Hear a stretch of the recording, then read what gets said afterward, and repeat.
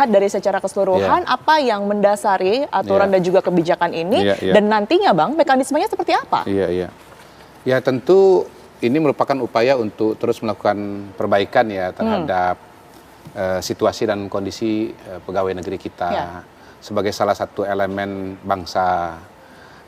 Perbaikan kondisi terhadap semua elemen ini kan terus berlangsung, baik itu pegawai negeri, ya buruh, upah buruh kan kemarin udah dinaikin kan jadi berapa 6,5% ya angkanya sudah dinaikkan.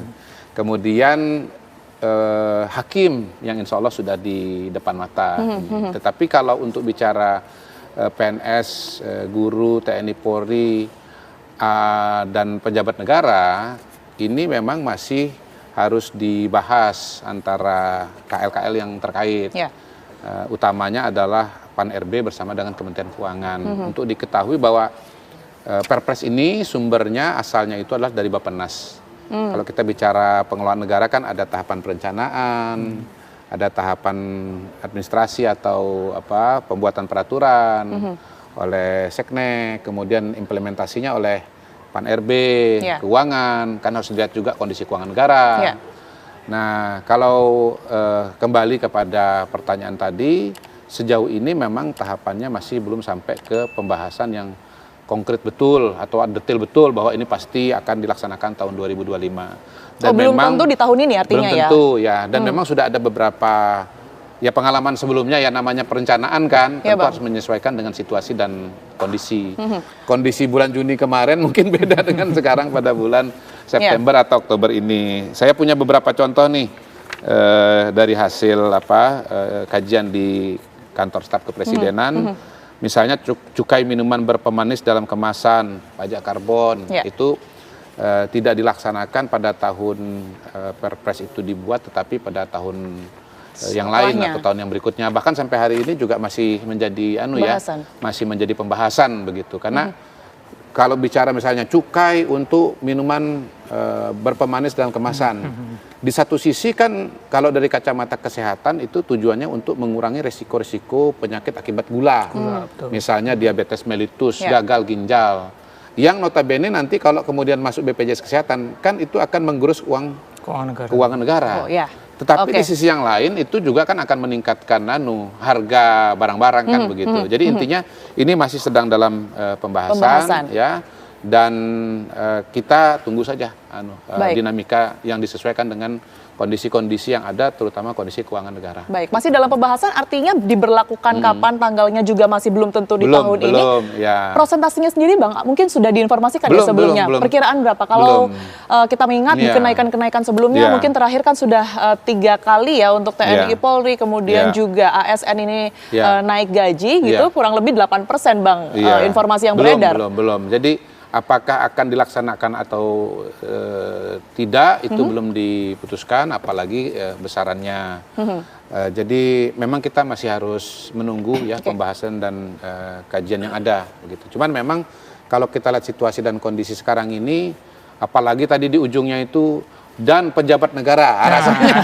Nah itu dia yang menarik. Rasanya setelah kita kemarin melalui dinamika akhir bulan Agustus, rasanya sih kayaknya nggak ketemu ya antara kondisi saat ini dengan perspektif kalau misalnya nanti akan berubah, artinya ada kemungkinan ke sana?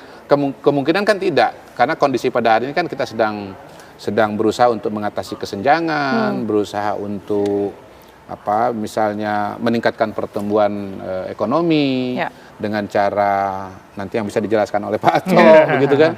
Jadi sih kalau lihat konteksnya memang ini ya bukan tertutup kemungkinan akan dilaksanakan, tetapi bisa juga tahun depan gitu. Sebelum saya ke Bang Ator, apalagi bulan Juni kan yang dinamikanya dengan Agustus luar biasa ya, berbeda ya. Beda banget. Gitu. Sebelum saya ke Bang Ator, tapi sebenarnya Bang, tadi sudah disinggung juga berkaitan dengan pejabat pemerintahan ini juga menuai sorotan tentunya betul. Urgensinya apa Bang untuk kenaikan gaji ini? Justru itu makanya ini kan perencanaan pada bulan Juni. Yang tentunya kajiannya malah pada bulan Mei atau April begitu. Yang perspektifnya pada hari ini sangat-sangat berbeda. Tapi kan di bulan Juni kita juga sudah kelihatan tuh Bang, ekonomi kita juga layu begitu ya. Ini bisa dikatakan bahkan efisiensi di mana-mana, tapi sudah ada perencanaan untuk pejabat publik naik gaji. Jadi begini, ada angka, ada data, ada fakta, ada namanya paradigma atau perspektif.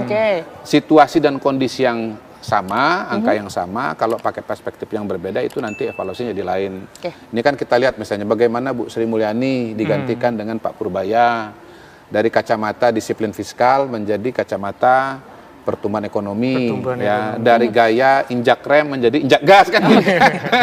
Iya kan? Itu kan, oh rupanya setelah dikaji lebih mendalam ada persoalan yang lebih serius, misalnya begitu. Sistemik ya. Sistemik. Nah, begitu Pak Purbaya diberi kesempatan untuk menjabat, keluarlah semua analisa beliau itu bahwa pada saat-saat krisis ketika terjadi penghematan atau disiplin fiskal, malah ekonominya nggak jalan gitu. Harusnya likuiditas dikucurkan. Nah itu namanya perspektif. Itu maksud saya. Oke, baik. Saya ke Bang Ator.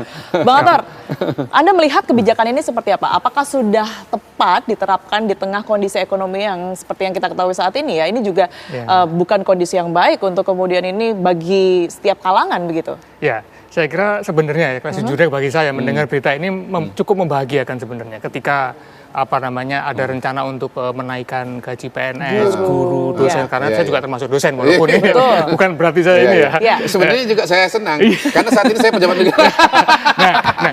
Kata-kata itulah sebenarnya yang dua kata ini sebenarnya cukup mengganggu menurut saya bagi saya dengan kondisi dinamika kemarin yang pernah terjadi dengan ada frase dua kata ini ya, pejabat negara ini sebenarnya agak ini. Tetapi dalam kasus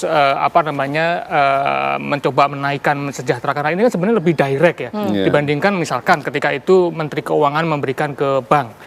Itu oke juga saya kira, karena memang dalam situasi yang sulit ekonomi itu perlu mendorong pertumbuhan dengan memperbesar likuiditas terus sehingga menurunkan suku bunga. Ini sebenarnya menurut saya, kalau saya pribadi itu oke juga langkah ini. Tetapi tidak sedirect ketika menaikkan gaji PNS, TNI, Polri, sektor-sektor tertentu gitu ya. Nah, ya mungkin kecuali pejabat negara, menurut saya seperti itu. Ini sensitif sekali, saya setuju dengan Bang Kodari tadi. Jadi dalam situasi yang seperti ini memang, tetapi dengan kenaikan ini perlu diambil langkah-langkah yang selanjutnya.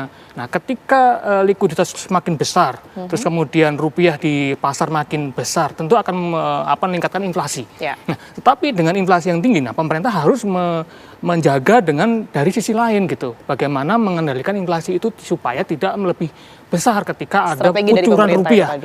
Berarti kan misalkan salah satunya mengurangi biaya produksi misalkan dengan lebih efisien. Bagaimana caranya?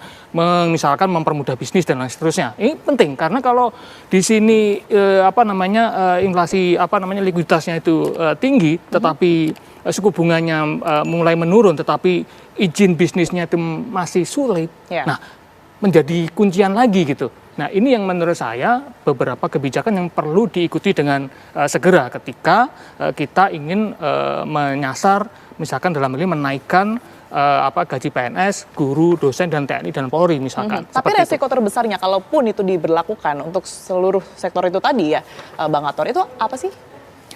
Ya, sebenarnya lebih kepada kalau dari sisi kita ya, itu saya kira lebih ke bagaimana mengandalkan inflasi tadi, karena kemarin sudah ada kucuran dana ke bank, itu begitu besar juga. Nah, ini kan juga akan memicu beberapa hal termasuk salah satunya kenaikan harga. Nah, ketika PNS dan lain sebagainya ini mendapatkan tambahan lagi, tentu inflasi akan naik lagi. Nah, bagaimana ini menjaga agar daya belinya itu tidak berkurang gitu loh dengan dapat uang tapi tetap aja nilai yang didapat itu sama aja. Nah, itu yang perlu dihindari karena tergerus inflasi.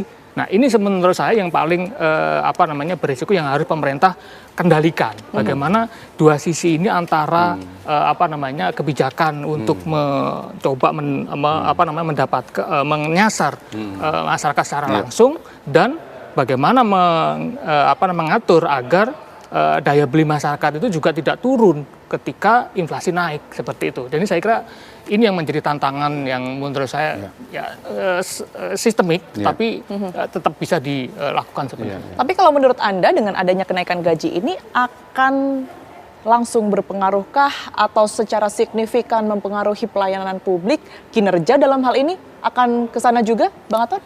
Nah, ya, kita selalu berharap ya ketika memang ada imbal balik yang take home pay yang naik dan sebagainya, kita berharap mereka akan lebih bisa memberikan servis layanan yang lebih baik. Nah, tetapi mungkin itu menjadi sesuatu yang berbeda.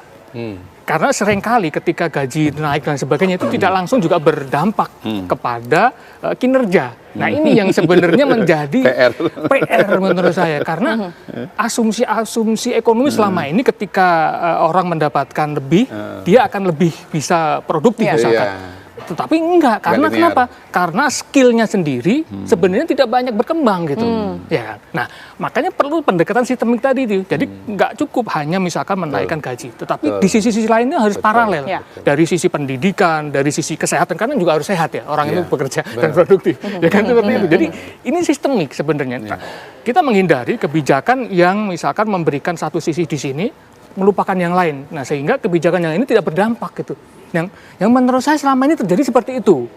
Jadi di sini dinaikkan, tetapi di sini nggak diurus. Oke, jadi fokus di satu sektor aja atau satu permasalahan aja gitu ya, Bang Atar ya. Jadi impact-nya atau leverage-nya itu nggak dapat. Oke, nggak menyeluruh juga. Iya, karena tadi nggak sistemik.